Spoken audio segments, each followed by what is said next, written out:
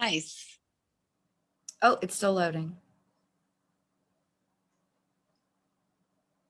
Do, do, do. It says it's live on Facebook on my screen. And we are live. Woo! Yay. Yay! Well, Tracy, thank you so much for being here with us virtually, sharing your expertise on organic gardening. And I want to thank everyone for attending as well. We wouldn't be able to do these lovely classes without you. So, Tracy, take the floor. Okay, thank you very much. So hello, everybody. I hope you can see and hear me okay. My name is Tracy Turner, and I work for Westwind Gardens in Forest Grove, Oregon. I've been there almost 30 years. We are the largest producer of organic plant starts in the entire Northwest, which is a pretty big deal for us because we're just a little tiny nursery. Um, I'm also a master gardener. I have also owned and operated my own organic farm. So I have lots of experience when it comes to gardening and especially organic gardening. I usually do this kind of as a question and answer kind of thing, but I'm not sure how that's going to work out tonight. So I will just get started with the number one thing on my mind, which is I know everybody's chomping at the bit to get their gardens going. We had a very interesting year last year with probably more new gardeners in that I've ever known of in the 30 years I've been doing this. So I really, really want to give a word of caution to everybody who's, gung ho and ready to go. There are some really great things that you can be planting this time of year. And there are some things that, even though they've gone on the market and they're out there in the garden centers, you really, really shouldn't buy them yet and plant them yet. Some of the really great things that we're growing at Westwind Gardens that are perfectly appropriate for planting now are many varieties of lettuces. Peas, of course, like they kind of like their roots a little on the cold side and they grow quite well. Carrots. Well, if you looked on our website, you can open our current, well, don't open our current availability because it's pretty wiped out. But you can look at our website at westwindgardens.biz, that's .biz, and see the kind of things that we grow. And normally we would have an availability button on the homepage that you could look at. But we do not do direct ordering to customers. We only sell to lovely places like Marlene's Markets and an awful lot of other garden centers and nurseries. Really, if you have any questions, jump in because that makes it easier for me to know how to gear, what kind of information you're looking for. But don't be in a hurry to get started. Don't be in a hurry to, everybody wants their tomatoes and their basil and their peppers maybe. Right now it's appropriate for cool weather crops and cool weather crops only. Lots of flowers you can be planting outside. Pansies and violas do very well in the cold. Begonias do not. We have ranunculus and anemones that do quite well in the cool weather. There's lots and lots of things that are in your garden centers or at Marlene's Market that are appropriate to be planting now. But if you're not sure what a cool weather crop is, please look it up and do a little research. I haven't mentioned a whole lot of things, but kales are very good right now. Leeks and onions, peas, of course. Again, there's a lot of things you can plant now that will give you an early harvest. And when they're done, then in May of preferably, or at least late April, you can start planting your tomatoes, your peppers, a lot of your other, your summer harvest kind of vegetable crops. Herbs are very good to be planting now. Lots of them can handle the cooler weather and the cold nights. Lavenders, cilantro even is doing okay in the cold if it's a little bit protected. Maybe put a little canopy over it to keep it from getting frostbite at night. Lots and lots of things that can be planted now. When we get into April and you're wanting to start your true summer garden, it's still a very good idea to protect your plants at night. And they sell products at garden centers that will help. You can make a plastic canopy, but wall waters are great because the water warms up during the day and then it keeps the plant warmer at night. But honestly, really, especially in the Northwest, you don't need to plant your summer garden until at least mid-May. Mother's Day at the earliest. I want everybody to have the greatest success with their garden and enjoy the fruits of their labor.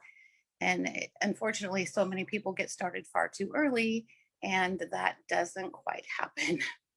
And I don't want you to have to go, go spend your money for lovely plants and have them fail, and you have to go spend your money again. Has anybody got any questions out there? Okay, I'm going to move on to, I guess I'll just move on to soil preparation. And it is a very good time to start turning the ground in your gardening area. Get those, get some compost worked in, get your soil ready to be planted. Maybe wherever you're gardening, it got a little weedy or a little grassy over the winter, get that all turned under and chopped up nicely. So you're adding some organic material back into your garden space. Always very important to keep your soil healthy. Organic fertilizers could be added at this time of year. So when you're ready to plant, the plants will be able to take up the fertilizer and grow well. Hopefully everyone has, if you're doing a vegetable garden, a nice sunny location for your vegetables. Sun is critical. This is really hard to do when it's not live. You're doing great, Tracy. What? You're doing great. Oh, thanks. If you can see people's faces, you can kind of gauge which direction to go in with your talk too, but that's okay. Hi, you're doing great. Thank you. Hi, thank you. How are you? Good. I can leave my video camera on if you'd like. Oh, cool. At least that would be good. I'm here too, and I did put a question in the chat. Yes. Oh, great. Yes. Thank you. Thank you, Dee. I was actually you had emailed earlier about organic gardening in pots, containers, in a small 3x3 lot, right? Oh, nice. Nice. Yes, a little 3x3 little plot. It's like a half moon. It's not very big. Right. But any space is better than no space, right? Yeah, and I already know a lot about gardening, but I wanted to get more of your expertise because I've been growing in containers for quite a while, and I do like to grow organic, and I mix my vegetables in with my flowers. Yeah, nice. So, good. Yeah. But I wanted to hear what you had to say, and I love to buy the things from Marlene's there that you provide. So that's nice. Nice. Thank you. Thank you. It's off to a little bit of a slow start this year. I mean, everything for us is selling out about the minute it goes on our availability. So the selection will be getting better and better at Marlene's over the next few weeks. Container gardening is I actually love container gardening because you can't go overboard. Oh, yes, so easy to do. But the most important thing to remember about container gardening is your soil has no way to revitalize itself. It has no way to regenerate the nutrients that plants need to grow and be happy and healthy. So adding organic fertilizer periodically throughout the growing season is critical.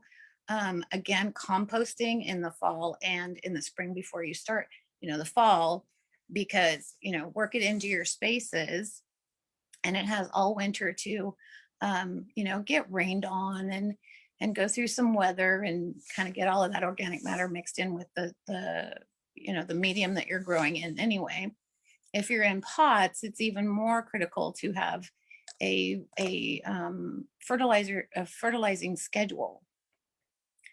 They have their roots will go as far as they need to go to find the nutrients they need to support themselves. But if you're in a container, a pot, a raised bed, they can only go to the edges of their containment, and they can't go any farther.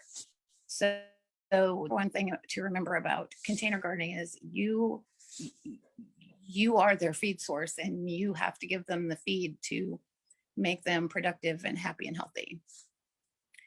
But as I said, it's also, there's a little more work involved there, but you can't go overboard. You can't plant more than you can handle or more than you can eat, which I saw a lot of last year. Um, but container gardening is great, and it's reasonably easy to be successful. If you're growing things, you know, you might have to get a little creative. If you want to grow a tomato plant, you do still need to stake or cage it so that it grows upright and doesn't take up all of the room for everything else that you're trying to grow in the same space. So is there any other questions that you have about container gardening? No, I like that you mentioned the composting because I do that. And then I think, yes, I'm usually pretty good with the fertilizing schedule until it, like last year became a little crazy. By the fall, I was like, wore myself. So I was doing that. And I think there was one other thing, but I'll think about it and then I'll let you know. But thank you for your answers. Okay, thank you. So I guess it was the soil mix. Maybe the soil mix in containers, because I've tried different things and I do like using the compost and that, and I find the compost makes my garden a lot healthier. So right, it does. Compost is probably the best thing you can do for any garden. The nutrients break down slower, they release slower. You know, liquid fertilizer, the next time you water, a lot of it comes right out the bottom of the container. So liquid fertilizer is good. I'm not saying it isn't good, but compost, you know, mixed in with your planting medium breaks down slower and releases slower and keeps things happy and healthy longer. So if you're using a liquid I like fertilizer, to use yes. I was gonna say I like to use the Hendricus products that Marlene's carries. I find they're really good, like the Start Right and other soils. And they used to have a company that was I think it was called Barefoot Soil. I think they're not in business. I think he retired, but it was worm compost soil. Right. I think I remember them. Yeah. Yeah, I think I have a little what bit they were left. called, yeah. Huh? So I think I have a little bit of theirs left in the container. So yeah, so those are kind of things I use, but trying to figure out the right mix of soils sometimes, because I do grow flowers and vegetables sometimes together. So trying to get that right mix. And plus I have like one area that gets really hot, and then I have other areas not so much. They get enough sunshine, but they're not like blistering hot. So those kind of things. So that's really another good point. There are places in people's yards and garden spots that are hotter than others. And so planning your garden or planning where you plant things is a little bit more critical.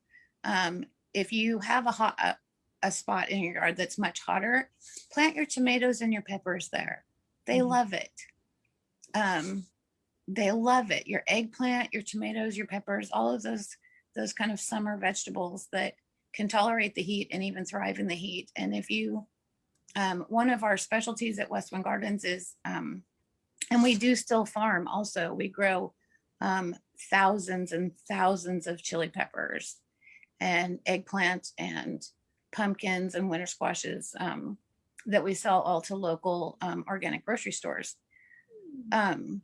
But tomatoes and peppers, especially, if you have your peppers in the hottest place in your yard and you run them just a little bit dry, that's how you get the most heat in your chili peppers. You know, New Mexico is famous for their chili peppers, and they have dry soil and high temperatures, and they can produce some really seriously hot chili peppers. And we also at Westwind Gardens, we use drip irrigation and black plastic mulch to conserve water. And the black plastic, of course, absorbs the summer sun and makes the soil temperatures even higher to produce hotter and more flavorful chili peppers. So it's a very good point, though.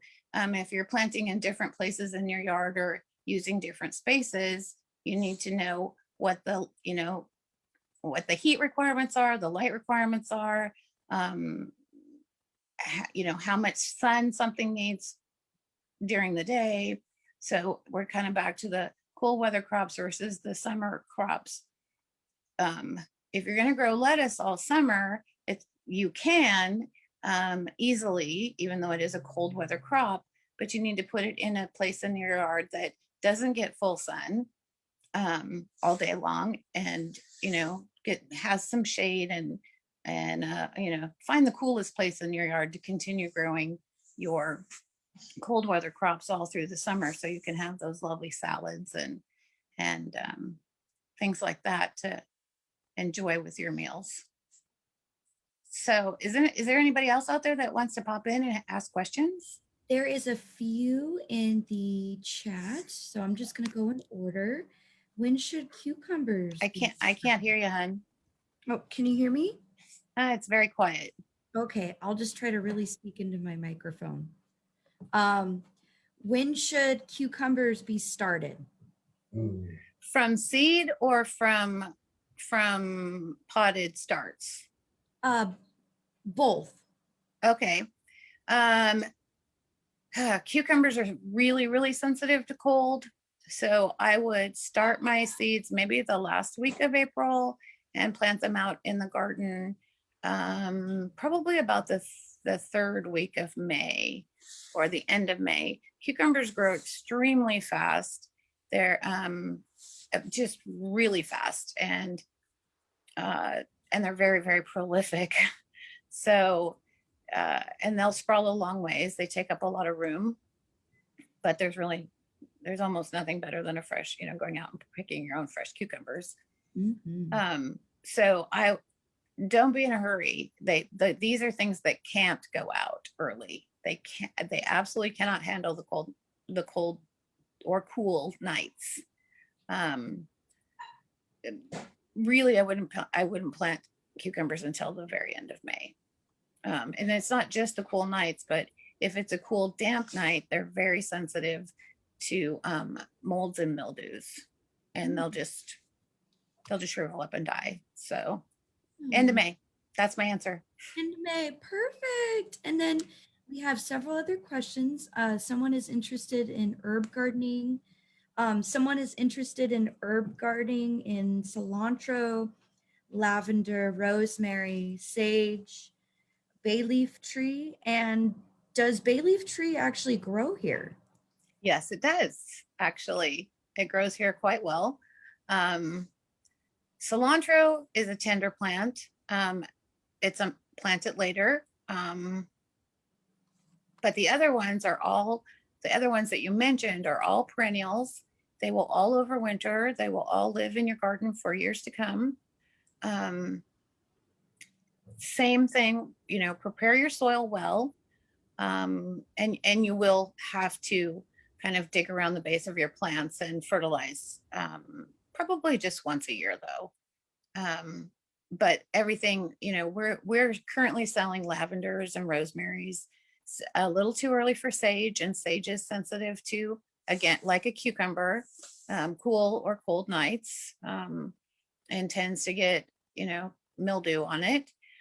So I plant that a little bit later, but once it's established and it's going in your garden, it will do fine. It's just when they're little baby plants, I'd say the first season going into the second season, if they'll be fine. But if you plant them too early and get them going, they'll probably be a little unhappy or maybe a lot unhappy. Thyme is another very good herb to be planting now, and not all herbs are perennial. Chives are not, dill is not, but there's a lot, there's so many out there that you plant them once and you enjoy them for years and years and years. So you're saying it's a good time to plant? It's a good time to plant rosemaries, lavenders, thyme. I'm trying to think of everything we're selling right now that is going to survive just fine. It's all kind of a blur. We are selling a little bit of sage. A bear garden sage is a little bit harder, and pineapple sage is a little bit hardier than some other sages. Chives are a cool weather crop. and we're planting those right now. We're selling those right now. But it's not a perennial crop. What else are we selling? What Pretty about much anything that we've shipped to Marlene's markets are appropriate to be planting right now, unless they got tomatoes. And if they got tomatoes, don't buy them. I happen to know they haven't ordered tomatoes, so we're all good. Oh, thank you so much, Tracy. Tracy? What about parsley? What about what? Parsley? Both parsleys, triple coral parsley, which is the more ruffled one, and Italian parsley are both good to plant right now. Okay, thank you. Yeah. And then Although they don't do well as perennials. They could survive easily, but they just don't. I would replace them every year. You'll get more parsley than you can possibly eat, but it'll be a nice parsley plant, not something that's struggling to keep going. Right. I find in my region or in my area, but I know we have little microclimates, but in my area, the chives will keep going. They kind of die back. And they're not Yeah. reseeding themselves, but they'll come back. And also I've had parsley either come back or reseed itself. And I can It's say for the probably reseeding itself. Yeah. well, sometimes I've had a couple plants kind of make it because just where Yeah. they're at, they're protected. So Right. And um, that's a very good point. yeah. But I know one thing for the parsley, which I mean, people probably wouldn't want to do this, but I do it. I let it go to seed because the pollinators love it. Yeah. So that's what I do. Yeah. There's lots of things in your garden when you're done harvesting that you should let go to seed, and let the pollinators and the little critters have at it. All of those things bring in good things to your garden too. I mean, nobody wants mice in their garden. I understand, but it's all fertilizer. Keep them out all summer. Let them have the fall. Really so fun. we have a question from Dawn Lee. Uh-huh. Can shade cloth be used to keep plants warm as well as cool? Yes. Well, it depends on what kind of shade cloth shade cloth is meant to provide shade, which keeps things cooler. So if you're you're doing like a hoop over the top of your plants, it's meant to keep things cooler. But we all know, in the heat of the summer, it might be a couple of degrees cooler under the shade cloth than it is without the shade cloth, but it's not that big a difference. But mostly what it should be used for is plants that require shade that you don't have natural shade to provide for them. Perfect, thank you. So we have a good chunk of questions here. How far deep shall I integrate potting and mixing fertilizer if I have clay soil with a lot of rocks? Ooh, that's a hard one. The more organic matter you can work into clay soil, the better it will be. And as deep as you can get it. I don't know what you're going to be planting in your space, but I'm going to use tomatoes as an example. Their roots will spread a long ways and they'll go as deep as they can to find water and nutrients. So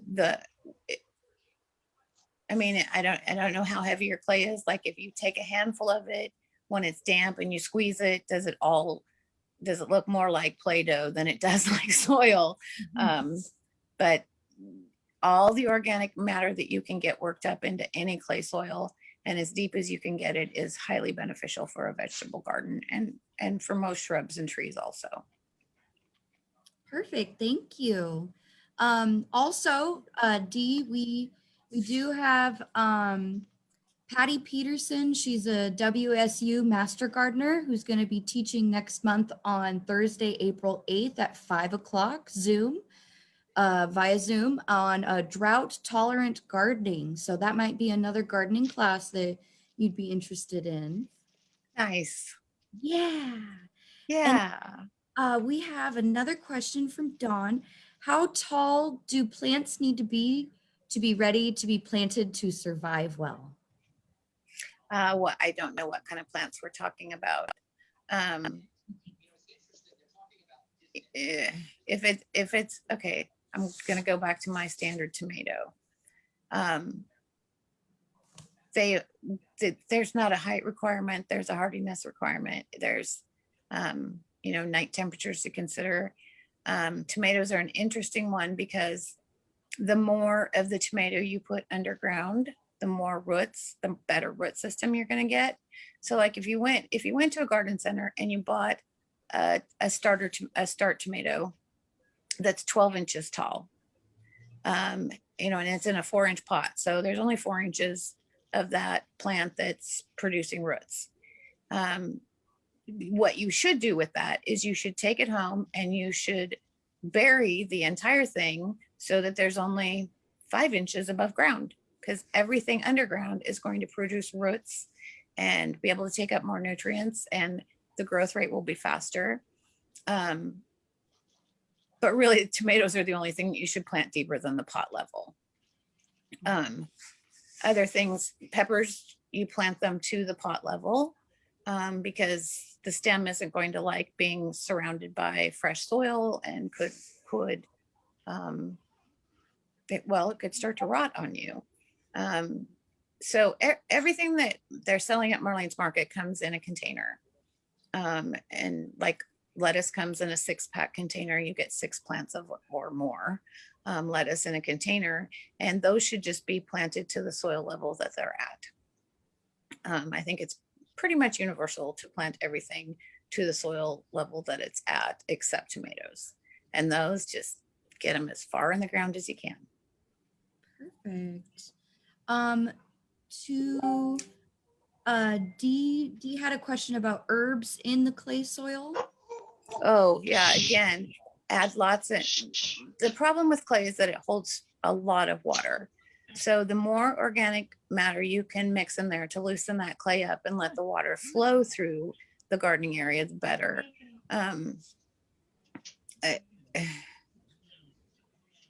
Probably rosemary, the rosemaries and lavenders would do okay. Probably a good deal of the perennial herbs would probably do okay in the soil. I would have to see it and feel it and to know how compacted the clay is, but just keep adding organic material and adding every year. Just keep adding organic material until some of that clay starts breaking down and not being so hard for things to get their roots to grow through, and retaining so much water that their plants are soggy and unhappy. Perfect. Thank you. And then we have Alicia. She was asking, what are your recommendations about companion gardening? Oh, that's fun. So when I haven't actually grown my own garden in years because I simply don't have time, but I always did pollinators around the edges of my garden so that you could attract ladybugs and bees to help pollinate and keep things happy that way. So, adding a pot, your vegetable garden is pretty much green. It's pretty much all green until it starts producing its fruit, with some exceptions of, some colorful lettuces and chard and things like that. But I always planted marigolds around the edge of my garden, nice cherry orange and yellow marigolds. Anything that will attract bees is awesome for your garden. Get everything pollinated and happy, and keep the bee population happy too, so that they can go out and make more bees and honey and spread more pollen and make things happy everywhere. Yay! Yay! Happy gardens. And then Dawn had a question about a soil temperature tool that you'd recommend.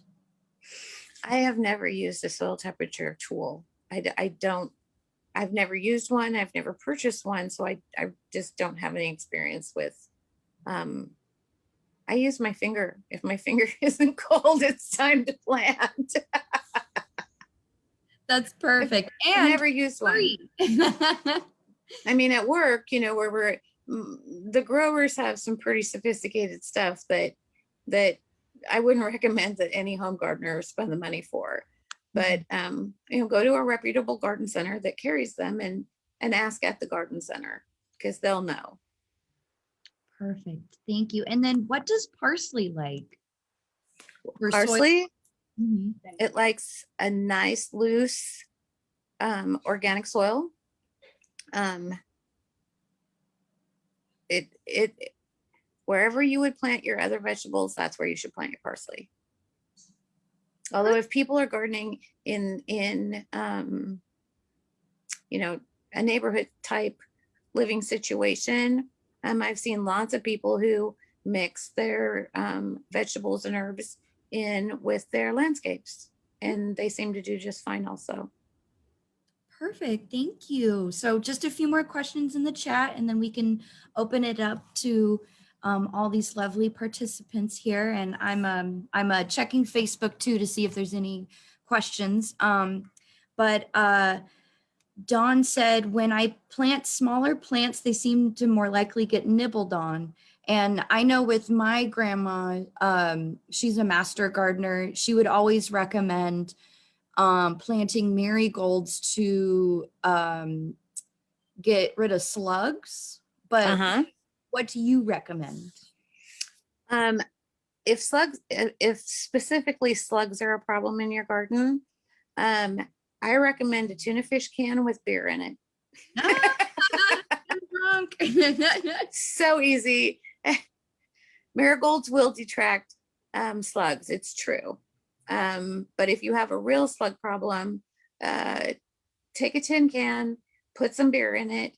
They love beer, and they will get in the can and won't be able to get out. Of course, then you have to dispose of the mess. But it's very, very effective. Or take a tin can or something similar and cut down the edges and curl them over, and then just trying to get in the can will do them enough damage that they don't survive. But beer bait is a very good and effective way to control slugs. I can't wait to try that in my garden. Yeah.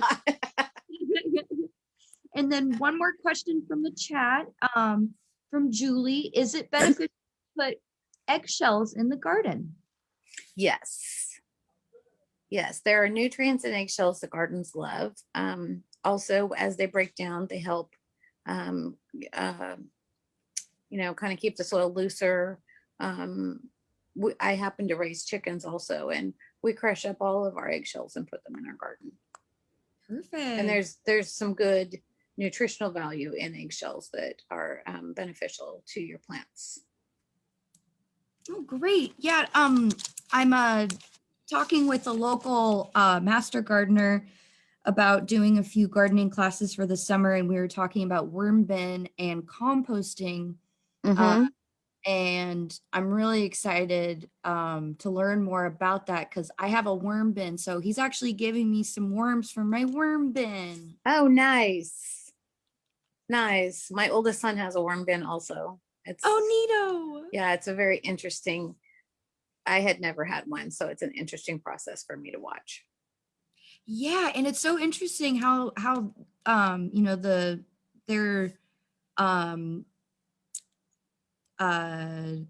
what is it called? Their what they expel is called, worm tea, and that could be used as a natural organic fertilizer. That's absolutely, yes, 100%. And as they wiggle and crawl through your soil, they're helping break things up too. Even if you don't have clay soil, if you have a nice soft fluffy soil, as you water, as the plants grow and the roots spread and you water throughout the summer, the soil starts getting compacted. But with nice healthy worms in there moving around, it keeps some air pockets going and keeps things kind of from getting really dense and hard. Perfect. And then we have one more question in the chat. Oh, we got two more. someone is getting more snails than slugs these days. Any recommendations for that, or is it the same method as slugs? I think it's the same method. We don't actually have many snails where I live, so I've never had to combat them. Mhm. But that should be an easy Google search to find out if I've just never had to deal with that in all of the years I've been doing this. That's kind of crazy. Thank you. And Yeah, then, sorry, I don't actually have a good answer for that one because I have no experience with it. oh, it's all good. It's all good. Dawn had a question about what is the best material to put over garden beds to keep them warm. Um, the least expensive and the most effective that I found is it's called black plastic mulch. It's a thin plastic, pretty much a 1 year usage. But because it's black, it absorbs the sun and heats the soil temperatures really nicely. When I was operating my own organic farm, I think maybe I mentioned I used drip tape and black plastic mulch for everything. Another huge benefit of using a black plastic barrier is you just simply don't get the weeds that you would if you didn't use a you heat the soil temperatures. It also kills off some negatives in the soil. You do have to fertilize more often because it can kill off some of the nutrients too. But if you have some kind of undesirable spore or activity in your soil, the heat, because it generates so much heat, it tends to kill off the negatives. But it also helps retain water, so you're not having to water as often as you do without a covered area. It's just such a nice way to garden cleanly. it's so beneficial to your plant roots and your plant health, and if you don't want to go to the expensive or try to figure out how to do a drip system, you just leave a big enough hole around the base of the plant to be able to get your hose in there and water thoroughly. But you will be watering less frequently, and the soil temperatures will be significantly warmer and your plants will grow a lot faster. Perfect. Thank you. And then she also mentioned that she doesn't get very warm tomatoes. Is there anything specifically for tomatoes that you would recommend? She doesn't get very what? Oh, very warm tomatoes. Warm tomatoes. Like it's hard to keep her tomatoes warm enough to produce? Correct. Okay, then definitely put a black plastic barrier around the base of the plants. Because the black it makes the soil temperatures warmer, but it also puts off heat upwards, and so that the plants, the above ground plant stays warmer also. Did that make sense? That makes sense. Yeah. And then is the only way to deal with underground critters is wire underground? What kind of critters are we talking about? Like moles and gophers? Or Mole. voles? Moles. Oh, moles. Yeah, I wouldn't put wire in the ground myself. I mean, you would have to go down a reasonable amount, like maybe a foot and a half deep, and surrounding your area. I personally would do mole and gopher traps and try to take care of the issue that way. Because moles and gophers can do a tremendous amount of damage in your garden. They'll just go along underground and eat every bit of roots they can get to. Something that my dad would always do was, although it's not humane, but I'm sure mole traps actually like kill them, when they go through them. But he would Right. put, chewing gum in the ground, in the mole holes. And Interesting. yeah, because I guess they can't digest it. Right. Another thing that is actually reasonably effective to keep them away is, and you might have to go to a barber shop or a beauty salon to get enough to do it, but human hair in the hole will keep them away. They will Mm. go somewhere else. It's like you've claimed the space, so they're like, oh, I'm out of Oh, here. right, right. Something that I don't recognize is territorial here, and I'm not going there. That's amazing. That's so neato. Thank you so much for that tip. Alicia said per Google to get rid of garden snails is Mhm. crushed eggshells or sprinkle diatomaceous earth around the plants. And you can buy diatomaceous earth in bulk at Marlene's. Yes, yes. Eggshells are eggshells are effective for crushed up eggshells on top of the ground in your garden are deadly to slugs also. They crawl over the top of them and slice themselves up. Ah. Well, that's a good tool, and then it's great because you're actually Yeah, replenishing. then it exactly. Sweet. Does anyone have any questions? You're welcome to enter in the chat or unmute yourself. I have a question just about weed control. So I inherited a pretty large 10 by 20 foot garden bed in my backyard and in my house. And I've just been trying to take out all the weeds now, and I'm trying to figure out my next steps, maybe planting some colder weather vegetables. But what do you suggest for weed control? The old-fashioned shovel. Yeah. Backbreaking labor.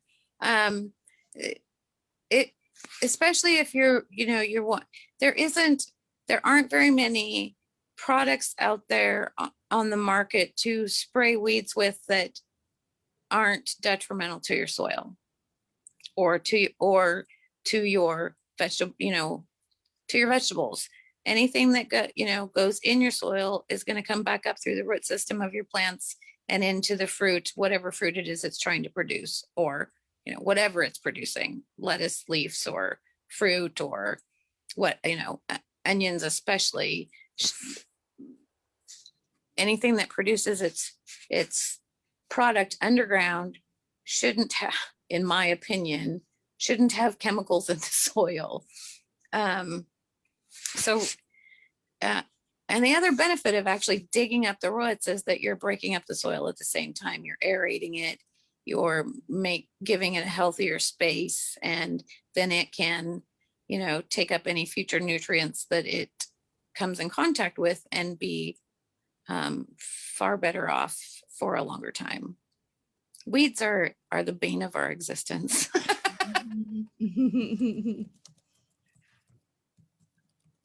Thank you. Yeah. Anybody else? Anything else? Let's see. Oh, do you need to do anything to the eggshells prior to putting them in your garden? I've heard baking them and drying them out so then crumble, but I don't know if that's what to do or not. I've actually never heard of baking them, and I've not gone to that much trouble to use eggshells. And I have 10 chickens, so I have a lot of eggshells. I just smash them up and spread them out. If you wanted to use them for more of a nutrient source, you can actually put them in a coffee grinder, and so they're broken down more, and they'll go to work doing nice things in your garden faster. But if you're using them primarily for slug and snail control, I don't think you have to go to the trouble of baking them. And they will break down in the garden all by themselves, just from the heat of summer and the rain and just from the weather. Yeah, I really wouldn't take the time to bake them. It might, unless you're using them for more of a nutrient source so that you can you can grind them up more powdery rather than rough. The point of using them for slug and snail control is that they have sharp edges, and it does damage to them. Perfect. Thank you. And then we have another question from Dawn. How long does dirt from chicken runs need to sit before adding to the garden? Oh, that's a composting question. And it's the same. If you used cow manure, you never want to use fresh cow manure. You don't want to use truly fresh chicken manure. It depends a lot on the time of year. So if you, have a pile of chicken manure and it's been rained on and weathered for maybe over the winter or maybe a few months at least, I'm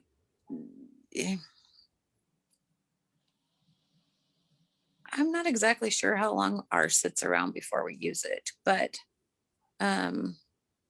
sometimes it's all winter because we're not out there actually gardening. I would say a minimum of 3 months. It seems like a very reasonable amount of time. Maybe 2 if it's hot in the summer, because things do break down and some of the stuff that is a little too strong for root systems would be, and especially if it's out in the rain, having some water run through it and rinse out some of the harsher stuff. But really, the best place to put your chicken manure or even cow manure is in your compost pile and letting it heat up and mix with your other compost items. And then you've got a really great product. Perfect. Thank you so much, Ruthie. Let's see here. Checking Facebook for any questions. No questions there. Does anyone have any questions while we have this lovely expert with us?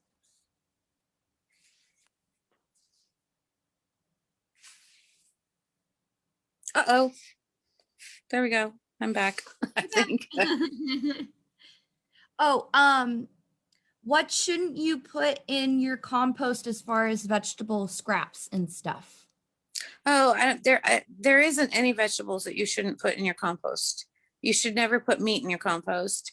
But all orange peels, maybe not so much, or I should say citrus. But some wouldn't hurt anything. But pretty much all of your vegetable scraps all of them can go in your compost pile. All of them, your grass clippings, probably not shrub clippings. I wouldn't do, especially rhododendron. Don't put rhododendron leaves in your compost pile. Oh, why is that? There's it's just got some toxic stuff in them that garden plants don't like. If you've seen, a lot of stuff doesn't grow underneath a rhododendron plant. Weeds aren't a huge problem underneath rhododendron plants for the most part. And if weeds won't grow under it, you probably don't want, you just don't want the leaves in your compost pile either. Sounds good. And in Washington, that's actually our state flower. Yes, I know. Yeah. And they're beautiful. They're lovely. I love rhododendrons. It's just that, and it is a nice landscape item because, like I said, most weeds won't grow under them happily or healthily. Yay. Oh, there was a few folks that asked why not citrus is appropriate. Yeah, this I don't remember the exact reason why you don't want citrus in your compost. I think it's the acidity. I'm 99% sure it's the acidity. Because your oranges, your lemons, your whatever citrus you're eating, it has that, well, part of the reason it has its tang and its flavor is it has a pretty high acid content, and that acid content is also in the peel. Got you. Okay. Okay. Oh, and someone also said I had heard not to put tomatoes in the compost because of the seed factor. Is that true? Well, that is a factor. Yes. The fruit of tomatoes, you can put your tomato plants at the end of the season in your compost, but if you, and it depends on what kind of tomatoes also. If they're heirlooms, you're going to get a lot of heirloom tomatoes coming up in your compost pile, which you can just turn around and turn them over in your compost, and they will become compost also. But if they're hybrids, they're not going to produce tomatoes, or they're not going to, if they do sprout, they're not going to produce the same tomato that it was. It will revert back to a parent.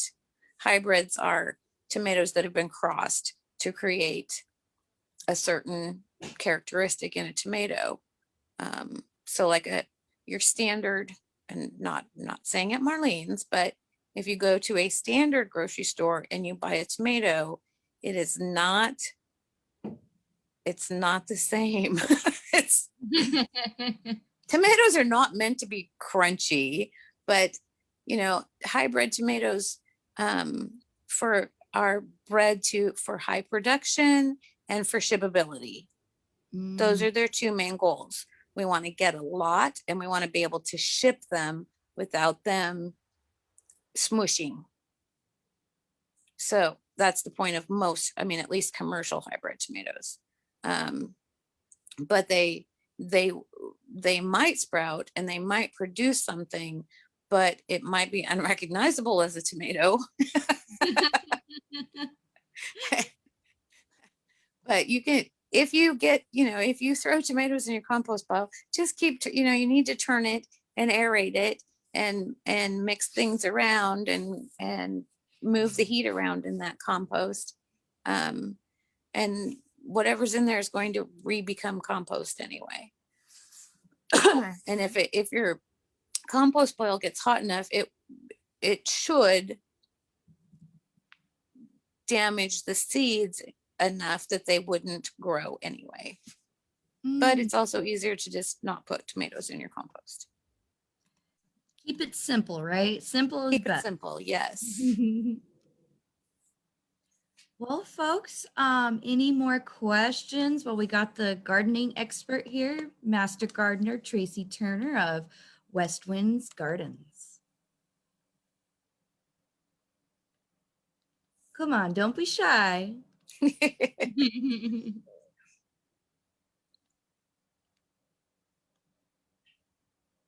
Okay, I'm gonna check the Facebook real quick, see how we're doing there. No questions there.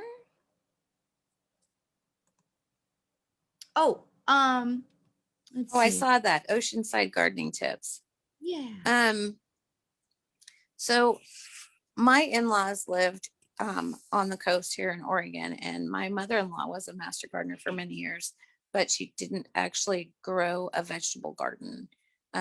She was perennials and annuals and blooming beautiful things.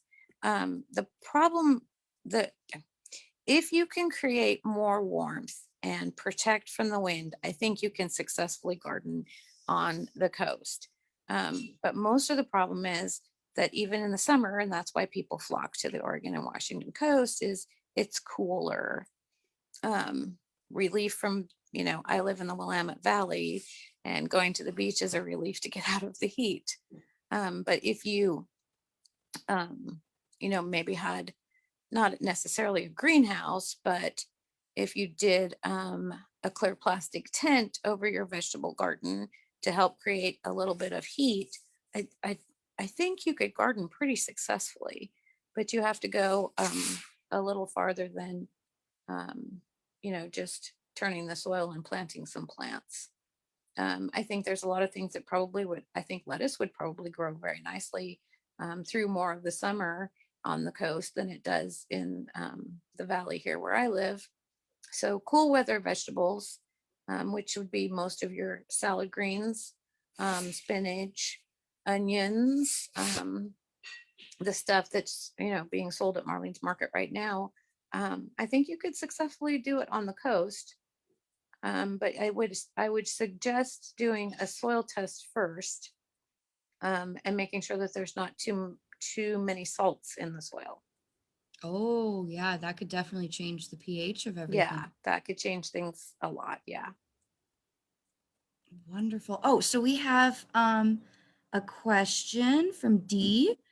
Do you know what's available to purchase for organic gardening for Marlene's at this time, especially at the Federal Waste Store?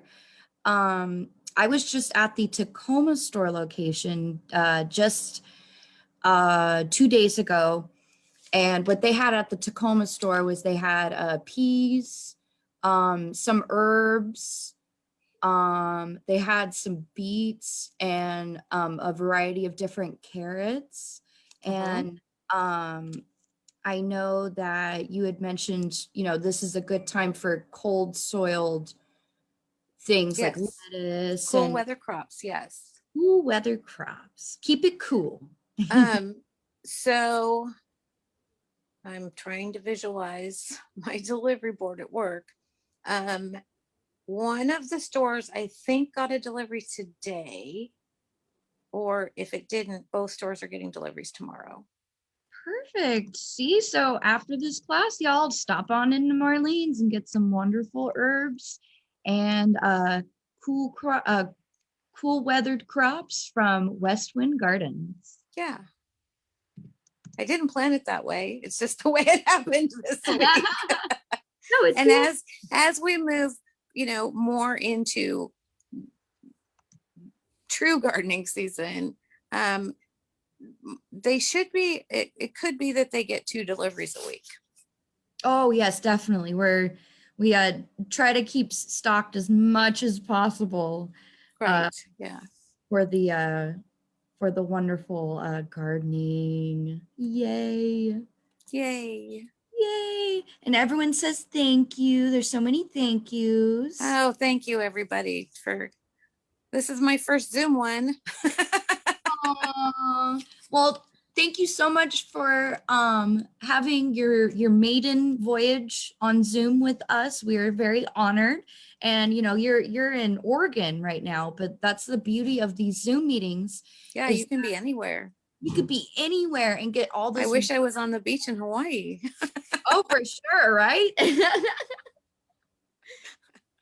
Anything to be a little warmer. Yes, indeed. Well, hey Yeah. folks, if there's no more questions, we're gonna sign off here. I thank each and every one of you for attending. And oh, someone said thank you. I saw that. Yeah. Yeah. The Willamette Valley is an awesome place to live. For their wine, because why not? Yeah, we have a lot of wineries. A lot.